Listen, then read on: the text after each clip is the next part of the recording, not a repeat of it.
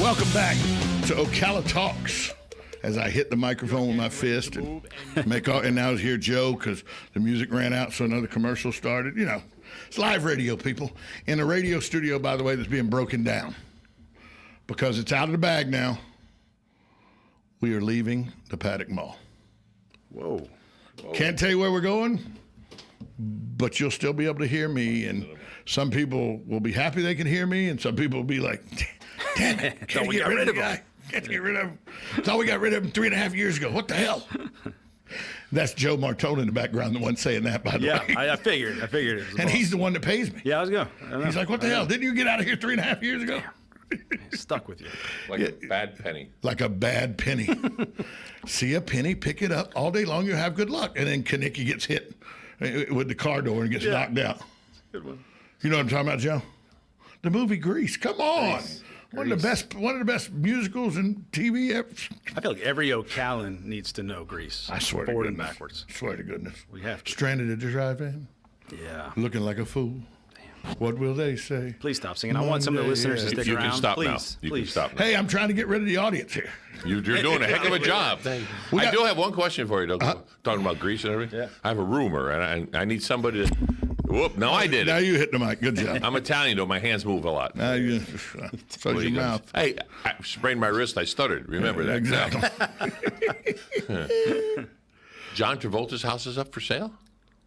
I don't know that this house is up for sale. I mean, it may be, but I know that I know the whole Jambalaya. Oh, the whole thing is up for sale. No, I know it's that. sold. It's sold. Oh, yeah. it did sell. It did sell, except for John Travolta's 20 acres because it's his 20 acres. Oh, yeah. Well, yeah. But the whole Jambalaya sold 2 months ago. Yeah, 2 or 3 months ago. Okay, I didn't know it went through. 10.5 million, something like that. Yeah. And it got cheap. That's cheap. It really was because it got the mansion, it got the house, it got all the land that wasn't already bought, it got the runway. I mean, it's that wasn't a bad buy. Well, off air, you can tell me who bought it then. Yeah, I'll tell you who bought it off air. Okay. Councilman Matt Wardell. Council member Matt Wardell. Oh, hush up. Come on, man. I'm just poking the bear now. You are poking the bear. He wanted to stay over, and he didn't want to stay over because he wanted to continue to talk about this gender thing. If you want to continue that discussion, there'll be a meeting tomorrow. Starts at 5 p.m. Yep. at City Hall. City Hall. You selling tickets or anything for that? We should, man. I think you actually. No, I mean, because capacity. If it goes over capacity, sorry, all the tickets are gone. Yeah, maybe so. No, because you can hear it downstairs in the lobby. They'll bring you up. They'll bring you up. Yeah. So. What do you mean bring you up? If you you're can on the sit in the docket. gallery. No, you can sit in the gallery. Yeah. Then there's an overflow area just outside the gallery. Yeah. Then downstairs there's an overflow area called the lobby of City Hall where they will also be played. So there's a lot of opportunity for you to be there and listen, just not maybe be one of the few that get into the gallery because the gallery will fill up, but the gallery fills up still adhering to social distancing and stuff like that because we are still in a pandemic, whether people want to admit it or not, although we're getting better. Shots are getting better. Joe's had both his shots. I had my shot. You've had your shot? I had the Johnson & Johnson. Ooh. And then like a week later they pulled it. They pulled it. I got a little nervous. Yeah. So every time I forget my keys, I go, am I having a stroke? What's happening? I mean, I really get nervous, but it seems like that's blood all clots. okay. Blood yeah, clots. it's a serious deal. Yeah, but it's blood clots only in women, see? Yeah. 6 women. So well, we're gender neutral. Oh, okay. So I figured I could get that. clots too. Boy, this is getting deep. So let's talk about some of the other amendments that to the charter. The one that makes me think, why are we wasting time on this? Yeah. Is the pay. Yeah. And I know that the county commission makes $75,000, $80,000 I think a year as their salary. Yeah. They're constitutional charter. And that's set by the state. That's set, the legislature makes that decision. Yep. School board makes $50,000, $60,000 I think, also set by the legislature. Right. But in a charter like we have, which is not a constitutional charter, ours is called what's It's just a city charter. Right. We're a charter form of government. Right. A charter form. No, we're not a constitutional form of government. We're a charter form of government. Yeah. It sets the pay at $200 for councilman. Yep. $250 for president of the council. $500 for the mayor. I think so. And the mayor gets a gas card. Yeah. Okay. And we get that gas card too. Yeah, you get the some gas card too. And I will say we health insurance is available to those who want through the city. Certainly. So that's it. Yeah. But here's why I like where the pay is set at and don't think it needs to change. Or if it changes, small increment change, not what had been proposed. Right. Yeah. Okay. I agree. First off, a very wise man, and whether you like him or not, Daniel Owen, I feel is a very wise man. Spent 13 years on council. Wow. 13. Yep. Saw a lot during council. Daniel Owen, they asked him about pay raise because he made the two. When he was running for county commission, the guy who was running against David Moore, who's no longer county commissioner. Good job, Marion County. But anyway, all things that disagree with it, Tom at WOCA.com. No, we're a better community that David Moore is no longer in public office. But that's Tom saying that. That's Tom Schmidt saying that. But Daniel Owen was running against him, and he said Daniel Owen was a professional politician.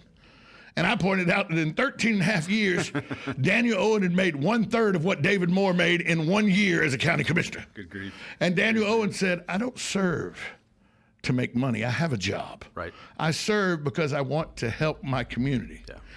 Shouldn't, and I know $200 isn't much, $250 isn't much. Yeah. But are you there to make money, or are you there to serve the community? You're 100% there to serve. I mean, that's the thing. And the people, when we ran for council, it's not like we thought. You knew what you were getting into. Yeah, it's in the charter. It's in right the charter, there. and we know the charter is important. So it's in the charter. It's simple, Look, do I think, knowing the work that I put into it and the other council people put into it, theoretically, should they get more money? I don't know, maybe. I mean, other cities that are smaller than us do that. Is this the right thing to do? No. I mean, I can't say I would vote on Tuesday, but my Right. gut is, until we hear some of the debate, it just seems silly. It's a bad time. And when you got linemen that are leaving because they say that the work conditions are not conducive to them making a good enough living when they can go elsewhere and make a better living. Mm-hmm. When you have the same constraints, when you have infrastructure constraints that were put on the back burner for the better part of 8 years as we came through a massive economic downturn. Yeah. People forget the economic downturn went from 2008 to 2015 or 16. Yeah. We're still playing catch up because, for all intents and purposes, except for the necessities of government, Ocala shut down doing anything. Yeah, and that's where that 1 cent sales tax came into play, because now all of a sudden, we needed 2 or 3 fire stations. We were able to get that done. The county doing the same kind of stuff. But you're right, man. And Ocala, you know this better than I do. You've been here a lot longer than I've been. I've only been here 15 years. But I feel like when these kind of nationwide things happen, we tend to be a little bit on the behind it. So in 8 things crashed. I feel like Ocala did okay for we were okay 6 till months. about 10. Yeah. We were okay till almost 2010, really. But then as the rest of the country's coming out of that in 15, 14, I think it took us another year or two to by the way, get out of it. Very few layoffs at the city or the county during the economic downturn. There was a tightening of the belt, but very few people lost their jobs and stuff. Yeah. There were some people that did, but very few. Very few, and we let, and I wasn't here then, but from what I understand, they let natural attrition kind of take. So if someone was retiring, great, we just won't refill that spot right now, and that kind of stuff. But so that's one issue, the pay issue, that I don't understand why that's a big issue right now. And I know it was brought to the council by a council member, Irie Bethea, the newest council member. And I understand it's 2021, maybe $200 or $250 or $500, but I don't want to see it where it's $40,000. Yeah, and I think. Maybe $300 for council members, right. $350 for the president. Yeah. I think $500 for the mayor is plenty. I think it's all right too. He's got a nice desk too. I think so. Nice office. I've been there. I've broadcast radio from his office. There you go. There you go. But what are some other issues that are coming up on the agenda though that make you scratch your head on? Why aren't we talking about this instead of talking about whether we take he out of the charter? Yeah. So the pay amendment or the pay proposal to me should be talked about. I think it's going to, and we talked about it a little bit at the end of our last meeting. Actually, Councilman Musley brought it up, and we talked through it there. But yeah, I agree with you on that. There's term limits, potential of imposing term limits on the city government. See, and that to me makes all the sense in the world.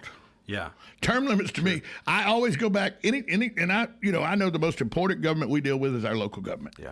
That Washington has very little effect on my day-to-day life. Sure. You guys in the city and Kathy Bryant, Carl and those guys at the county, they have an impact on, and George at the tax office and the school board have a much more direct impact on my life than national government does. Right. But I always go back to when people talk about term limits, I go, if 2 terms was good enough for Washington, it's good enough for everybody. Yeah, no, that's a good argument. And then other people argue, well, we do have term limits at the ballot box. Anybody can be voted out at any time.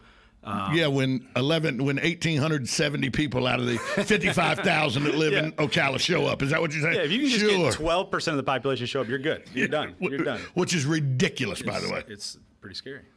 That's how radicals like me got elected. You gotta watch out. No, I think that radicals like you got elected because the guy that you ran against voted against something that a lot of people thought he shouldn't have voted against, and that cost him his office. Yeah, which is how fickle we are.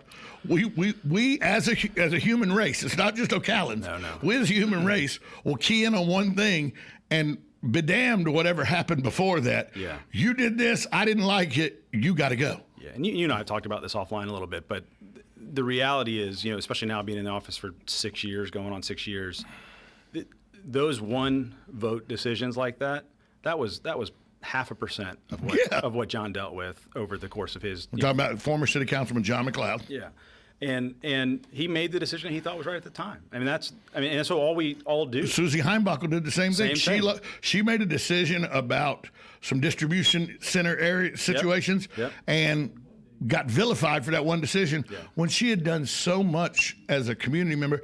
And by the way, was just a stay-at-home mom who decided to get involved. Yeah. She didn't have any aspirations of being a senator or anything like that. Right. She just saw a need and got involved, and then got vilified because she voted one way on one incident. Yeah.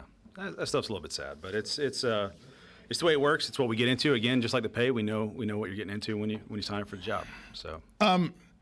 So we got term limits, which I think is something that really needs to be addressed, because I just think it should be set that give everybody a chance to help their community. And don't get me wrong. Yeah. I know Miss Rich. Sure. Miss Rich is a pillar of our community. Yep. Was a great person for us. I've talked to Mary Sue. Yeah. The history of what she's done to benefit Ocala is inarguable. Sure. She had no business being on city council that long, in my opinion. Not because she didn't help. She did great work while she was there. Sure. But eventually, she got to where she had seen it all before numerous times. There had to be, and I don't know if she would say it publicly, there had to be, just by human nature, sometimes when she checked out because she'd heard it all before. Yeah, I've seen this movie before. Yeah. I'll skip this scene. Right. I think it's tough. Some of the arguments I've heard, and this is an issue. This was brought by another one. This and the pay issue were two of the ones that were brought by a single member. This one was, I believe, brought by our president, Justin Graybell. I've heard arguments on both sides. I've heard the argument you're making. I've heard the argument that we don't have enough people that want to get involved in local government. So if you've got somebody good, and I think back, like Kent, Gerald, others. Kent, I don't always agree, but he's been a great servant. I mean, he served, on council for 16 years and mayor now for 8. Right. Yeah.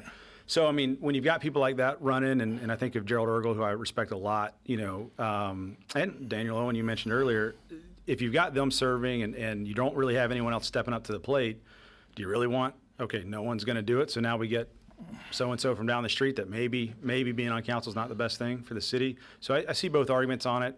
Who knows? We'll see what happens. How much, just for you, because you can only speak for you on council, Right. How much prep do you do in the 2 weeks in between meetings and all? How much actual time are you spending? 10 hours in between sessions, 20 hours in between sessions? Yeah. Obviously it depends a little bit. Weeks like this, I'm going to spend a little more time dealing with maybe things, as you said earlier, we shouldn't be dealing with or shouldn't have to deal with so much time. But on average, I'd say 10 hours a week, maybe 5 to 10 hours the week directly after a meeting, and then maybe 10 to 15 the week of a meeting. That agenda for the Tuesday meeting usually comes out Thursday or Friday, so I'll take some time Friday or Saturday or Sunday morning to go through it. I mean, those agenda packets are 500 pages, 600 pages. I don't go through every, you don't look at every page because you can't, but you look at what are the big items, what is each one doing, and then do I need to go through and look at the platting map probably not, but I need to know what's going on. So, yeah. So it really fluctuates, but I think 10 to 15 hours right. is a good a week. Yeah. So I don't want to dwell on this a lot, but this question's been asked. I actually last night, when all the questions were coming into my DM and everything on my phone and everything, as I'm sure you were getting inundated as well last night. I mean, you put a statement out actually last night to address some of these issues because Facebook is listening. Yep. It's one of the only places. But there's an issue, or there seems to be an issue, or a misunderstanding, or maybe not a misunderstanding, but people are concerned, and it's a place near and dear to your heart. And we're talking about the Riley Center, not O'Reilly. That's an auto parts store, and I would hate to think that they were going to go bankrupt by protesting that they're not selling mufflers at the right price or something. But there is a group of people, or there are people, individuals, who think, as maestro of the symphony and as a city council member, that there's some conflict between what you do and how the Riley is affected and what you do on city council. And a lot of people want to know, I've had this question asked me, ask Matt when you see him, how much decision making did he have in the money that is garnered for renovations or new construction, and how much of that was city money that goes into that new construction, and what was his deal with it, or did he recuse himself? Because a lot of people don't go back and watch the meetings. They just want to know. So tell people your side of the story on you as a city councilman, you as maestro, and the Riley Center. Yeah. So the city, when the Riley was renovated, completed in 2015, started in 14. When that happened, I was not on council. No, you were just a maestro. I didn't come on council until a year and a half later. But at that time, the city gave the Riley a 35-year lease for $1 a year, similar to we've done for other. Million Theater had a lease like that. Yeah, different places. Like and at that time, the city gave it was a $3.2 million renovation, and the city paid about 9% of that. They paid $300,000. The rest was raised by our board, nonprofit private board. In this current renovation, we're spending about $4.4 million total. The city is not giving any money to that renovation. That's no money at all is coming from the city coffers. $0 payment to us. We're even doing, and this is one of those things. So I hear this argument sometimes, and what I want to say to people, it's actually the opposite, and it's really frustrating. For instance, in the project we're doing right now, we're actually paying and creating stormwater improvements on Northeast 9th Street that are 400 feet down the road from the Riley, but we're doing that as part of our project. So the city then is not doing that infrastructure at no cost to the Riley. The Riley's actually paying the city for that infrastructure.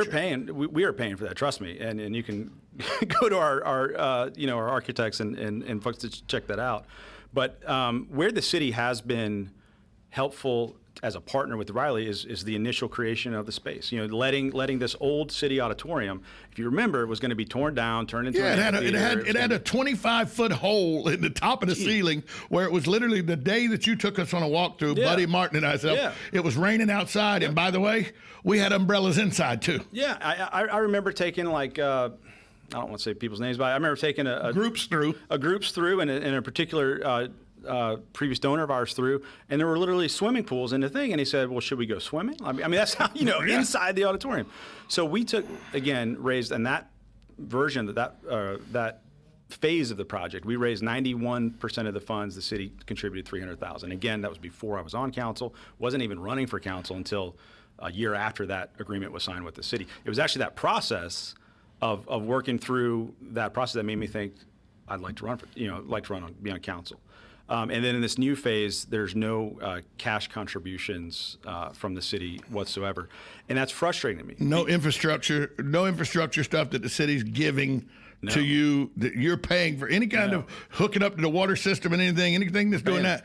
You're paying the city for that to happen. And again, we're even paying for stormwater down the road. Because of, we had a parking lot that had runoff that went through it. Now we're putting a building on it. So you got to replace that runoff. We've got to put gutters and all that stuff and deal with all that and storm drains. So we're paying for that. Chap Dinkins is doing that work. Davis Dinkins designed all that, and it's a great project. But anyways, it's frustrating because you hear that, they're mooching. In fact, I think if we were anybody else and I wasn't on council, those projects we're doing, at this point we've put $8.5 million into Tuscaloosa Park. Other than the hotel project, and now the parking garage was less than that. I don't know any other project that's put that much money in one spot in downtown. And you get hit twice as hard because not only are you Councilman Wardell, Maestro Wardell, but your wife Pamela oversees the Riley. Yeah. And so you get it. Well, I bet how many times have you heard? Well, he's not in charge, but his wife is, so it's the same thing. Yeah. Well, we work together on it, so it is, but. it's okay because we're not getting anything from the city. I mean, that's the part that's just frustrating to me. And that's what people, do you find that people automatically assume you have to be getting something from the city? Of course, yeah. It's the same people that think we make $88,000 a year or whatever. I mean, we make $200 a year. I spend more money buying coffee for radio hosts and other things than we make. And he did buy me a coffee, There by you the go. way. And then I've ever made from council, you know, but we serve on council because we enjoy it. And frankly, I think the changes that having someone that's in the entertainment or arts industry on the council have been good things. Our downtown's growing. Our mayor agrees with that. I mean, there's the few times that, and I'll just add this is another emphasis point, the few times that anything about the Riley has come up, like when we did our lease extension due to, you know, went from 35 years, we added 5 years to it because we're doing this renovation. So we didn't want to put $4.5 million more into the building and then get kicked out in 10 years or whatever, you know, whatever the case was. So when we did that, I recuse myself from all those decisions. In fact, I usually leave the room. Some people recuse themselves and then sit there and stare at the other people like, what are you going to do? Right. You know, I would. I'd recuse myself and then stare across at Jay Musley going, don't make me meet you in the parking lot, pal. And, man, I love Jay. He's a great guy. Jay's a good guy. Yeah.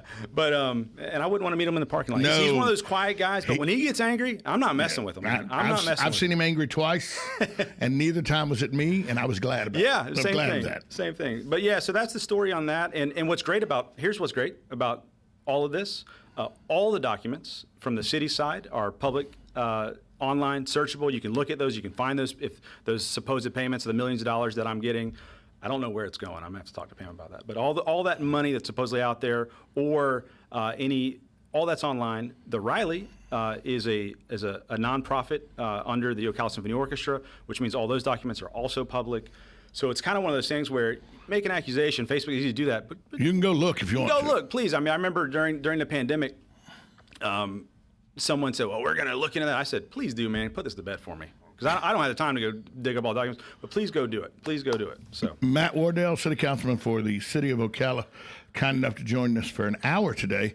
I will be working with you about in 3 weeks. That's right. Isn't that about 3 weeks from now? Is Mother's Day 3-4 weeks from now? 3 weeks. As FAFO brings again another successful Symphony Under Stars. Missed it last year Man, me because too. of the pandemic, but it's going to be going on this year. And look, if you understand the Riley, and if you want to see, and you know, I'm not saying this to help Matt out, but the new construction they're doing and all, that little black box theater and all is going to be fantastic. Be awesome. For the art community. Probably be pretty good for a comic too. I'm just saying. Probably You know be pretty good any for comics? No, not really. Not really. No. kidding. I mean, funny ones. Funny ones. No, I definitely don't, not. No. Grandma, she passed away. Grandma Lee passed away. So Wow, that was it. yeah, that was the That was only our one I stable. knew. That was our the only stable. one I knew. That was it. So Yeah. Hey, Matt, if people want to get involved though, Yeah. and they want to come and they want to get engaged. Sure. And that's what Daniel Owen used to say. Daniel Owen said, I don't care how you are on the issue, just get engaged. Get engaged. Get it, and I'll add to that. He's very smart in that with the right information. Right. You know, don't make up stuff. Find the information, then get engaged. By the way, a lot of stuff you read on Facebook can be proved accurate, and a lot of stuff you read on Facebook can be proved inaccurate. The same stuff. Please do your research. Yeah. That's all I'm asking. As I did last night, I wanted to make sure, and I knew coming in that it was going to be the heat, changing to the he's and all. By the way, if you want to do it, let's go change the U.S. Constitution that it says all humans are created equal. Yeah. Well, I don't have authority over the U.S. Because it says all men are created equal, but then it lied because later on it made African American slaves 3/5 of a man. So you know we could show you problems with documents left and right. Yeah. The problem is, are they important enough to change versus the need to change? Versus making a proactive, simple change to avoid lawsuits in the future. Well, I agree with you. And that's the position you're taking is it's to preempt lawsuits that could clump up. By the way, we're still under a lawsuit right now, aren't we, for prayer on the square? Yeah. I mean, we still are. That Wisconsin group is still suing. Still going. The late Greg Graham is no longer because he's passed away now. But the city and Kent Gwynn are still under a lawsuit for that. Yep, and it's just such an easy deal. But It is. We'll find out tomorrow. Thanks for being here, Matt. Thanks, Tommy. I appreciate it, man. WOCA, The Source. Broadcasting from the Paddock Mall Studios, this is WOCA, Ocala, Gainesville, The Villages, 1370 AM, 96.3 FM, The Source. USA Radio News with Lance Pride. House GOP leader Kevin McCarthy on Sunday pressed House Speaker Nancy Pelosi to take action against Representative Maxine Waters for inciting violence in remarks she made in Brooklyn Center, Minnesota this weekend. Well, we got to stay on the street, and we've got to get more active. We've got to get more confrontational. Hours after Maxine Waters' comments, 2 National Guardsmen were injured when a drive-by